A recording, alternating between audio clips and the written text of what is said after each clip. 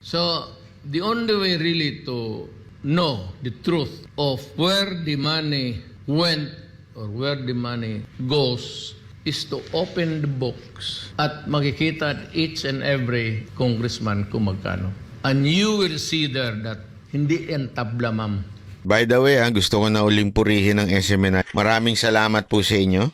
Sa inyong pagbibigay ng espasyo kay Pangulong Duterte. Palakpakan naman natin. Walang mainstream media ngayon ang naglalabas kay Pangulong Duterte. Kung ano yung ginawa nila noong 2015, ginagawa nila uli ngayon. Pero, mga kababayan, ako humihiling po ako sa inyo. Simpleng hiling lang po. Pag may nakita kayong topic na nanggagaling kay Pangulong Duterte, pakishare. Kahit kung gusto niyo yung topic ko na galing dito, okay lang. Pero kung gusto niyo yung kahit ibang topic na galing kay Pangulong Duterte, basta wag lang doon sa mga house show na mga vlogger. Hindi, alam mo, ito walang biro ito Hiling ko lang sa inyo, pag kami nakita kayong mga video na tungkol kay Pangulong Duterte, i-share ninyo, di ba? Wag lang doon sa mga house show. Ano ho yung mga house show? Yung mga boses lang, yung mga clickbait tapos may boses lang. Yung pagka ganun, alam mong gusto lang kumita niyan. O di kaya, yung mga, alam naman natin, patambling-tambling. Yung for the views lang ng mga vlogger.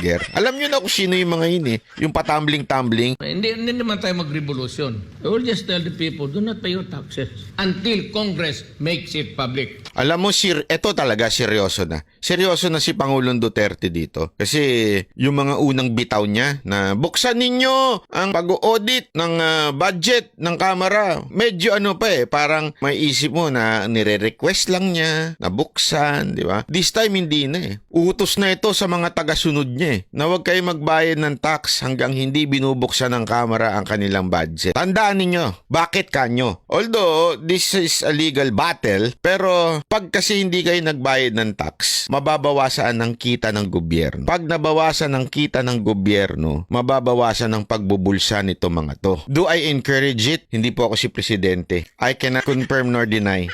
Mali yung gamit Hindi po ako si Presidente, hindi po ako nag-uutos niyan. Hindi ko rin sasabihin sa inyo kung susundin ko o hindi. Pero ito lang masasabi ko. Si Presidente po ang nagsabi.